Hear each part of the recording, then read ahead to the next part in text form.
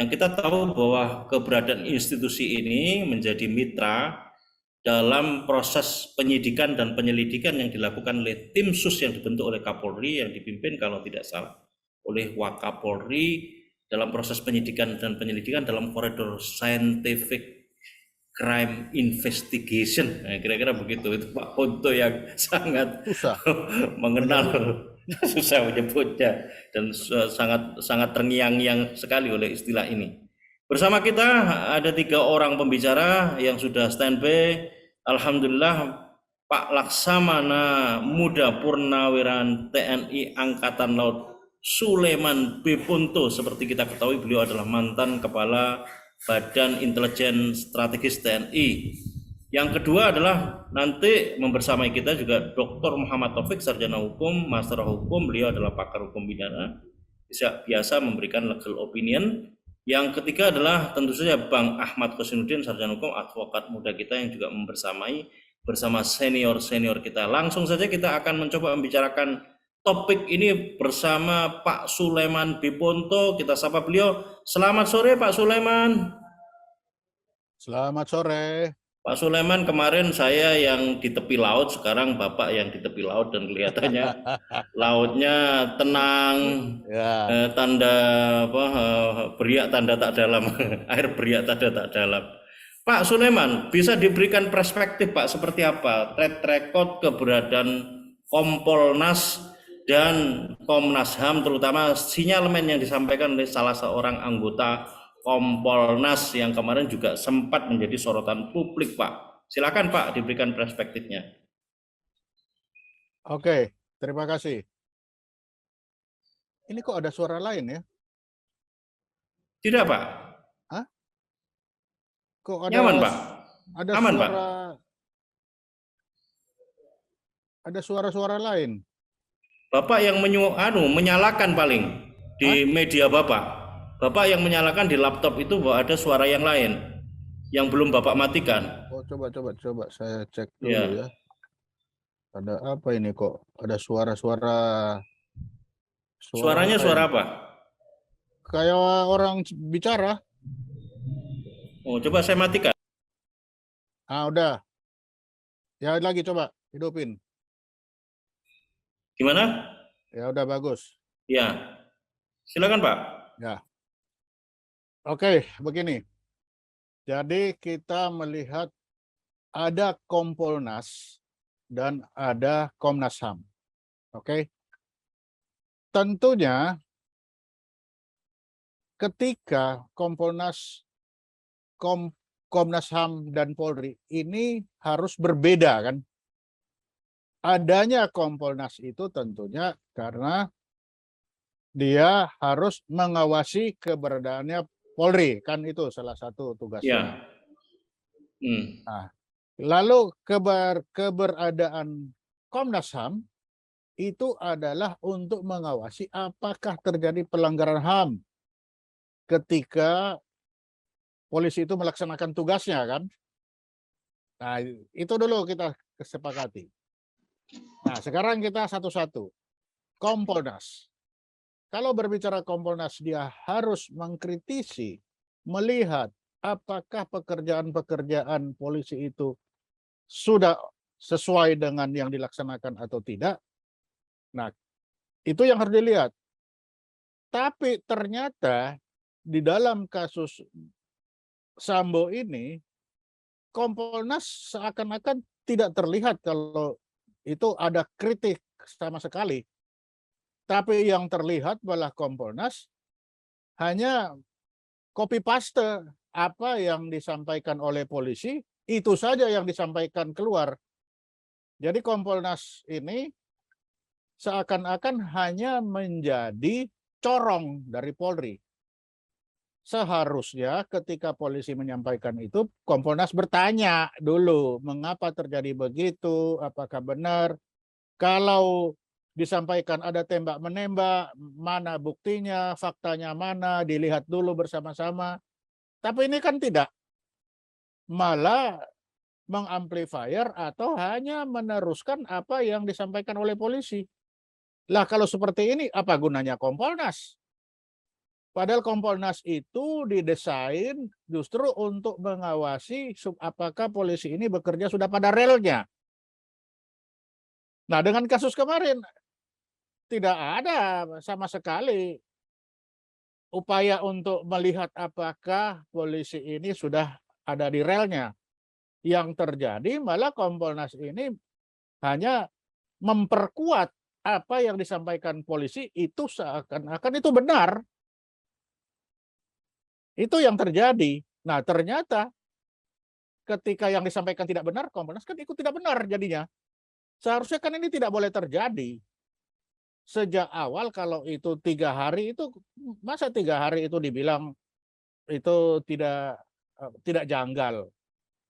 Nah, seharusnya kan pembanding-pembandingnya kan banyak. Beberapa orang itu langsung ketemu. Ada banyak pembanding untuk bertanya mengapa terjadi seperti itu. Apalagi tembak-menembak. Bagaimana tembak-menembak langsung dinyatakan, iya betul ada tembak-menembak. Ya betul bahwa Barada ini adalah jago tembak. Ya betul bahwa dia ini adalah ahli vertical rescue. Ketika disampaikan seharusnya itu tidak boleh dipercaya terlebih dahulu. Kalau saya akan cek apa betul dia. Apalagi ketika si Barada pegang pistol. Lah kok pegang pistol? Kenapa dia pegang pistol? Harusnya dipertanyakan terlebih dahulu. Karena aturan Kapolri yang paling dasar bahwa Tamtama itu pegangannya senjata panjang. Lalu kenapa pegang pistol? Kapan dia mulai pegangnya?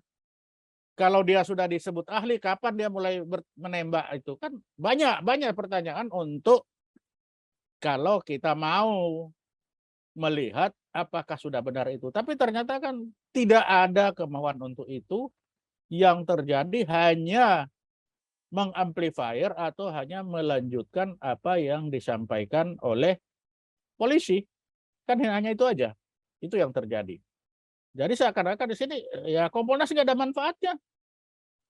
Kenapa? Ya karena hanya menyampaikan apa yang disampaikan oleh polisi saat itu. Itu. Jadi kalau kita bicara merujuk kepada kasus yang terjadi, kasus Sambo ini, tidak terlihat sama sekali tugas Polri ini, tugas Kompolnas ini untuk meletakkan atau melihat apakah polisi itu sudah bertugas sesuai relnya. Itu tidak terlihat. Lalu Kompolnas. Lalu bukan Kompolnas. Komnas HAM. Komnas HAM. Komnas HAM ini didesainkan untuk melihat apakah telah terjadi pelanggaran HAM atau tidak ketika polisi ini melaksanakan tugas. Kan itu. Nah, kalau kita berbicara pelanggaran HAM, tentunya kan undang-undangnya sudah ada. Undang-Undang 39 tahun 99 tentang hak asasi manusia. Pasal 4 kan itu jelas bahwa hak untuk hidup itu adalah hak yang tidak bisa dihilangkan oleh siapapun dalam keadaan apapun dengan alasan apapun. Nah, ini yang seharusnya kan dijaga oleh Komnas HAM. Sehingga ketika ada orang mati yang dilihat, ini matinya kenapa ini? Adakah kejahatan kemanusiaan atau pelanggaran HAM pada kematian ini? Nah, ini yang dicari kan. Tapi pada awal-awal Komnas HAM serupa dengan Kompolnas, sama hanya mengamplify itu.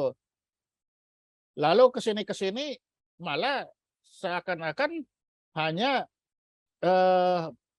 seperti melaksanakan penyelidikan atau penyidikan. Nah, yang ditakutkan itu kalau apa yang sudah disampaikan oleh Komnas HAM, tapi nanti ternyata berbeda ketika waktu penyidikan, nah ini kan sangat berbahaya. Nah itu. Jadi betapa apa yang dipertontonkan selama ini akan mengundang masalah baru. Ternyata kan ketika yang disampaikan awal-awal itu tidak sesuai kenyataan kan. Nah, kalau kita strict pada aturan perundangan, ketika yang disampaikan itu tidak sesuai dengan aturan perundangan, maka di sana sudah ada berita bohong, itu adalah ITE. Ada aturannya itu. Lalu kalau di situ dia akibat dari yang disampaikan itu membuat orang ragu-ragu untuk bertindak, itu bisa termasuk obstruction of justice, menghalang-halangi penegakan hukum. Nah, sehingga akibatnya ini dari anggota Kompolnas maupun Komnas HAM yang berbicara di awal-awal itu bisa terkena ini pada aturan itu, bahwa yang disampaikan ternyata tidak benar. Apapun alasannya, kalau polisi tidak benar, yang mengamplifier tidak benar, ya semua yang menyampaikan tidak benar, ini ada aturannya, bahwa itu di situ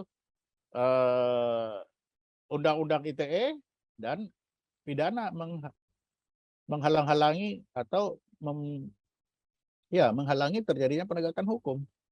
Ini yang terjadi sekarang. Nah, itu. Jadi itu Ya, yang saya lihat. ya, Pak Sulaiman, kalau apa yang nampak dilihat oleh publik sebagaimana yang Pak Sulaiman tadi sampaikan, bahwa kesannya hanya sekedar memberikan mengamplifying terhadap apa yang menjadi temuan-temuan dari proses penyelidikan yang dilakukan oleh polisi itu dalam koridor yang dinilai oleh Komnas HAM atau Kompolnas sendiri itu sebagai sikap kehati-hatian. Seperti apa Pak Sulaiman melihatnya ini, Pak? Nah, kalau kehati-hatian justru dia ketika berbicara seperti saya ya. Saya memberi contoh kalau saya sendiri. Saya kalau berhati-hati kepada laporan saya kepada komandan, ketika berbicara kepada komandan, supaya itu komandan tidak salah, saya selalu berbicara, selalu apa yang saya sampaikan memenuhi 3 unsur selalu. Unsur pertama, saya akan bicara, ini aturannya. Saya lihat aturannya. Unsur kedua, saya akan lihat ini empiriknya. Unsur ketiga, saya akan lihat ini logikanya. Kalau kehati-hatian. Jadi 3 unsur ini terpenuhi, saya baru laporkan kepada komandan. Ini komandan. Nah, misalkan dalam kasus ini ya, empiriknya apa? Ya, empiriknya katanya itu CCTV. CCTV pernah enggak dilihat? Kita pernah lihat nggak? Belum kan? Nah, itu satu. Nah, lalu kedua, logikanya. Nah, ketika logikanya, kita sekarang mau beranjak dari mana? Yang jelas kita selalu mulai dari fakta. Ini faktanya ada orang mati. Nah, ketika orang mati, siapa pembunuhnya? Nah, siapa pembunuhnya, kira-kira siapa? Tapi ini orang matinya tidak dibicarakan, tiba-tiba yang dibicarakan dari awal, perjalanan Pak Sambo dari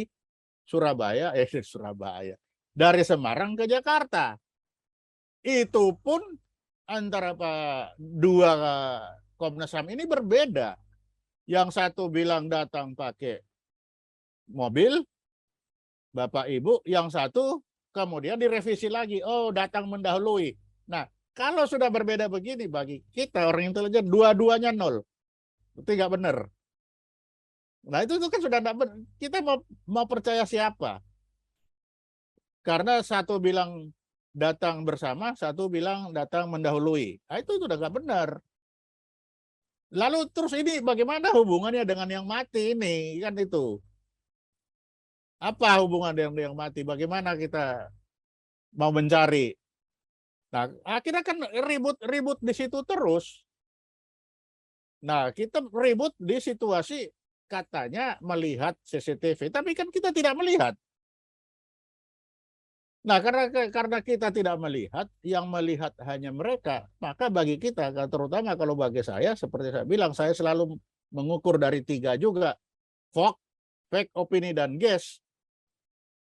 Yang disampaikan itu hanya opini saja, karena hanya dia yang tahu. belum menjadi fact. Kan itu. Kalau fact yang disampaikan ini CCTV, ini logikanya seperti begini CCTV. Oh ya, betul, mana CCTV-nya? Dia jalan dari mana? Nah, dia tahu, kita tahu. Oke, tidak jadi opini lagi. Dia bisa jadi fakta perjalanannya. Bersama-sama mana? Apa benar bersama-sama? Dari mana tahu bersama-sama? Jalan. Apakah hanya masuk mobil di sana berdua lalu turun berdua? Apakah hanya itu?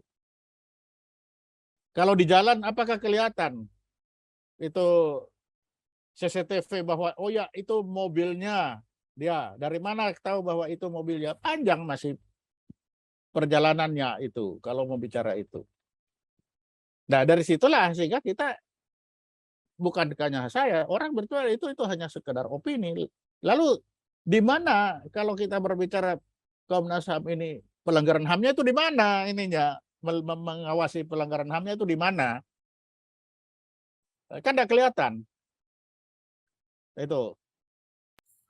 Ya, Nah, Pak setelah Sulaiman. Ya. Ya, silakan Pak, ya, lanjut Pak. setelah sekarang sudah terjadi seperti ini, apa yang mau dilihat lagi? Karena jangan sampai Komnas HAM ini dengan penyidik ini bertengkar malah. Sekarang malah 3. Komnas HAM, Irsus, dan Bareskrim, penyidik. Nah ini kan 3 ini. Nanti kalau satu umumkan sendiri, satu umumkan sendiri, satu umumkan sendiri, yang mana yang benar ini? Nah kan ini. Padahal kalau kita kembali ke aturan hanya satu, siapa? Bareskrim. Sudah kriminal, sudah. Nah, kalaupun yang melihat, dia jangan sama dengan menjadi seorang polisi, mencari. Tapi hak asasinya di mana? Hak asasinya ini melanggar haknya yang mana?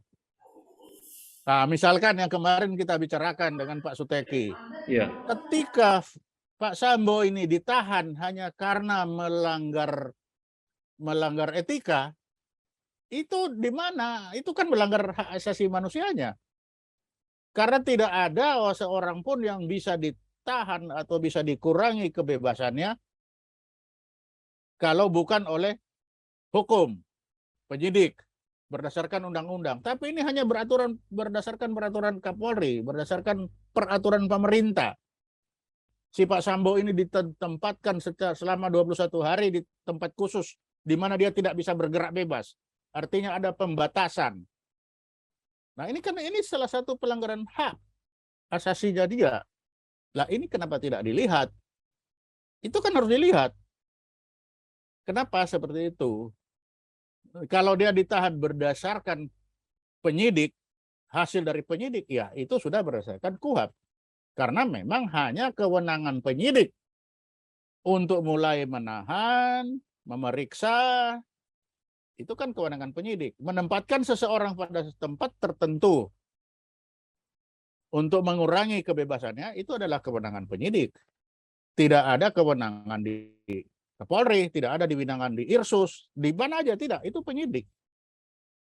Sehingga ketika kemarin kita berbicara Pak Sambo ditahan bersama, itu harusnya di Komnas HAM melihat itu, berarti ini ada something wrong ini.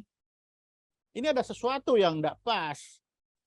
Nah, kita tidak berbicara membela siapa, tapi kita menempatkan sesuatu itu pada aturan yang ada.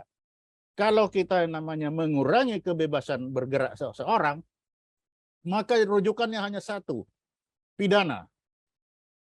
Tidak ada aturan Kapolri, tidak ada aturan Panglima, tidak ada itu. Tapi hanya satu, pidana.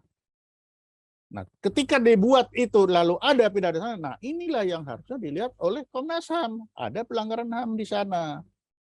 Kan itu. Ini kan belum dilihat sampai sekarang. Seakan-akan itu benar-benar saja itu yang terjadi. Itu.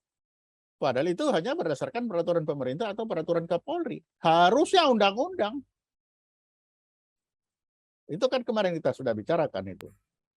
Ya, Pak Sulaiman, kalau kesannya memang seolah-olah atau dugaannya adalah mengamplifying apa yang dilakukan oleh Kompolnas maupun apa yang dilakukan oleh Komnas HAM sesuai dengan tupoksinya masing-masing, kira-kira motif di balik itu semua apa sih Pak?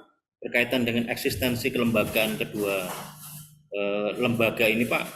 Ya pertanggungjawabannya bahwa saya sudah kerja. Kan? Nah, itu. Kenapa sampai begitu? Jadi ya hanya asal-asalan. Pokoknya saya udah kerja, udah kelihatan. Nggak mau mikir.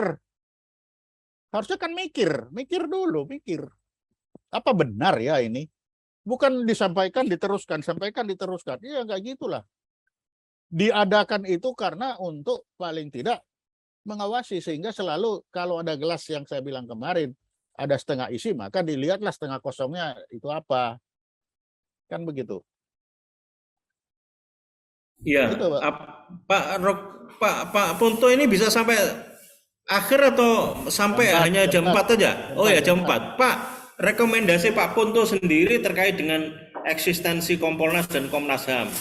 Seperti apa Pak dengan track record kemarin kasus yang terkait dengan Brigadir J yang kemudian sudah dirilis pemberitahuan atau pernyataan oleh Kapolri siapa yang menjadi tersangka termasuk FS di dalamnya, Pak Sulaiman? Ya, kalau untuk Kompolnas maupun Komnas HAM secara institusi, ya institusi kita bicara dulu institusi, ya dia lihat lagi apakah tugas pokoknya sudah sesuai atau belum institusinya ya.